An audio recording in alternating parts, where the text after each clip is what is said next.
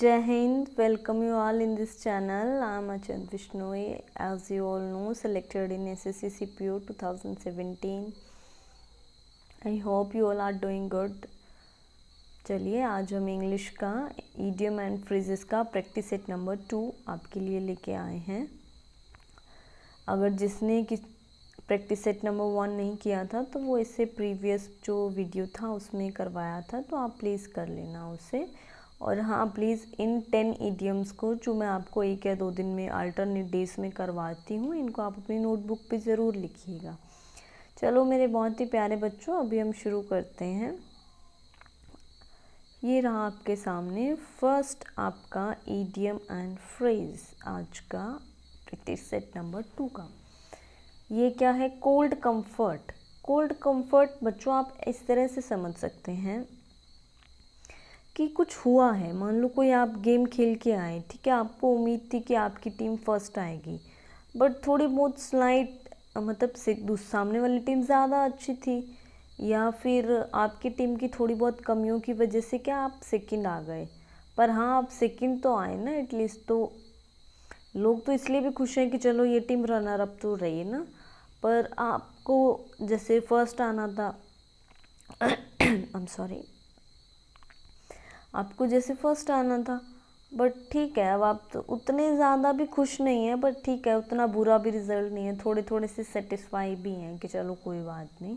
तो इसका आंसर क्या होगा आपका? ऑप्शन सी इसका करेक्ट आंसर होगा, स्लाइड सेटिस्फेक्शन। मतलब थोड़े बहुत आप सेटिस्फाई हैं। डिसेप्शन का मतलब क्या होता है बच्चों? किसी को धोखा देना, ठीक है। एब्सर्डिटी क्या होती है? मूर्खता। तो ये सब तो इसके ऑप्शंस हो नहीं सकते, ठीक है, मूर्खता होती है। ये लिख देती हूँ, चलो, मूर्खता, ठीक है। फुलिश प्रपोजल मतलब बहुत ही मूर्खतापूर्ण प्रपोजल रखना किसी के सामने। तो कोल्ड कंफर्ट का आपका करेक्ट आंसर क्या हो जाएगा बच्चों? Slight satisfaction. Next, to face the music means कि किसी परिणाम का सामना करना, किसी परेशानी का सामना करना। तो टू लिसन टू हिम नहीं, ये आपका आंसर नहीं होगा। टू लिसन टू हिम आपका क्या है? आंसर नहीं होगा। To enter into the class, no. To listen to a favourable comment, no.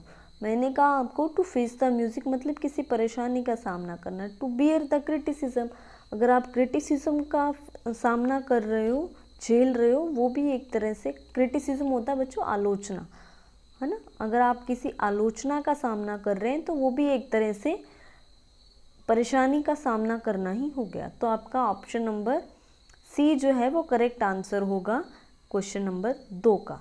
Next पे हम मूव करें। डार्क हॉर्स, कोई अचानक से बीच से आके छुपा हुआ रुस्तम निकल जाए और अचानक से कोई विजेता बन जाए। तो ये क्या होता है आपका बच्चों? डार्क हॉर्स, अचानक से कोई विजेता बन जाए जिसकी आपको उम्मीद नहीं थी। तो इसका आंसर क्या होगा? N unexpected winner. Correct answer क्या होगा? ऑप्शन डी, ठीक है। नेक्स्ट पे चलते हैं। To beat about the bush मतलब घुमा फिरा के बातें करना। तो इसका ऑप्शन ए पढ़िए, wonder across the words, no, ये इसका आंसर नहीं हो सकता। वंडर अक्रॉस द वर्ड्स क्या हुआ कि आप शब्दों के आसपास घूम रहे, नहीं। स्पीक इन ए हैफर्ड मैनर, ये भी नहीं होगा आपका। Speak in a round about manner, yes, घुमा फिरा के बातें करना, घुमा फिरा के बोलना। ऑप्शन सी क्वेश्चन नंबर 4 का क्या होगा आपका करेक्ट आंसर हो गया। Next, in lieu of. In lieu of का मतलब होता है बच्चों के एवज में। के एवज में आप कहते हैं ना कई बार, इस ज़मीन के एवज में मुझे कुछ रुपए उधार दे दीजिए। तो इसके बदले में मतलब इन प्लेस ऑफ, मतलब इस लैंड के प्लेस में आप मुझे कुछ मनी लैंड दे दीजिए, मनी दे दीजिए, ठीक है। तो in place of. In spite of का मतलब होता है के बावजूद, ठीक है। Next, send him to Coventry, किसी को समाज से निकाल देना, किसी का समाज से बहिष्कार कर देना, ठीक है। तो इसका आंसर क्या होगा आपका? Boycott him.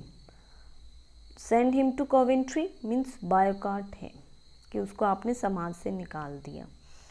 Give up the ghost या गिव अप द घोस्ट, ठीक है, इसका मतलब होता है कि स्टॉप वर्किंग। इसका अगर आप इडियम का मतलब समझे तो वो होता है स्टॉप वर्किंग, मतलब कोई चीज़ जो काम करना बंद कर दे। तो इनवाइटेड घोस्ट इसका आंसर हो नहीं सकता। Lived like a ghost no, left the ghost no. इसका नियर बाय मीनिंग क्या होगा? डी डाइड, कि कोई मर जाए तो उस ऑटोमेटिकली वो काम करना बंद कर देगा ना।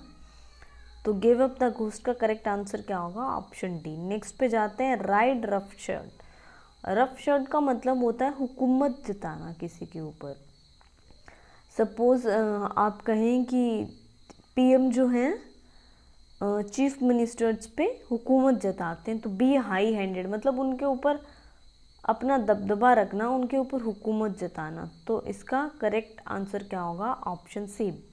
राइड रफ शर्ट का मतलब be high handed with. Okay, next, down in the mouth. किसी का मुंह लटका हुआ, चेहरा लटका हुआ कब हो सकता है? जब वो बहुत उदास हो, ठीक है, जब वो बहुत उदास हो। तो इसका करेक्ट आंसर आपको क्या दिखाई दे रहा है? वेरी डिप्रेस्ड, कि कोई बहुत उदास है। Very angry no, very angry होगा तो वो चेहरा नहीं लटकाएगा ना। कन्फ्यूज होगा तब भी नहीं लटकाएगा। अनेबल टू स्पीक होगा तब भी नहीं लटकाएगा। चेहरा कब किसी का उतरा हुआ लटका हुआ कब दिखता है? जब वो बहुत डिप्रेस्ड होता है। नेक्स्ट, अ वाइट एलिफेंट। ये तो आप सबको पता होगा, कोई ऐसी चीज़ जो बहुत कॉस्टली है बट काम की नहीं है। तो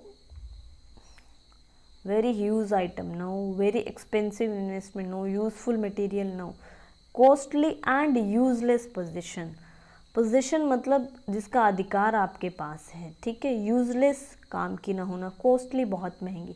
तो ए वाइट एलिफेंट क्या होता है? Costly and useless position. Okay, ये आज आपके 10 इडियम्स मेरे प्यारे बच्चों ख़त्म होते हैं। आपको मैंने परसों भी 10 इडियम्स करवाए थे, तो अब तक आपके 20 इडियम्स हो गए हैं। और बुक मैंने आपको पहले ही सजेस्ट कर दी थी बहुत ही प्यारे बच्चों। बुक ये है नीतू मैम की, जो मैंने आपको बताई थी, उससे से पढ़ा रही हूँ मैं आपको इंग्लिश की, केडी पब्लिकेशन की। तो उसमें से हमने 20 कर लिए हैं। तो आपको पहले मैं एक ओवरव्यू दूंगी सभी टॉपिक्स का।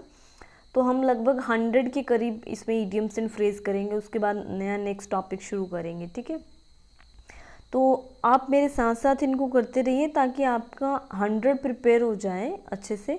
और ये जो मैं आपको करवा रही हूँ ये प्रीवियस ईयर के क्वेश्चन में से ही करवा रही हूँ, मतलब ये आए हुए हैं, ठीक है। चलिए, thank you so much for watching. ऐसे ही आप जुड़े रहिए और वीडियोस को देखते रहिए। और हाँ, किसी ने मेरी बुक लिस्ट वाली वीडियो नहीं देखी है तो आप बुक लिस्ट वाली वीडियो देख लेना कि कौन सी बुक से आपको कैसे क्या पढ़ना है ना। Okay, thank you so much for watching.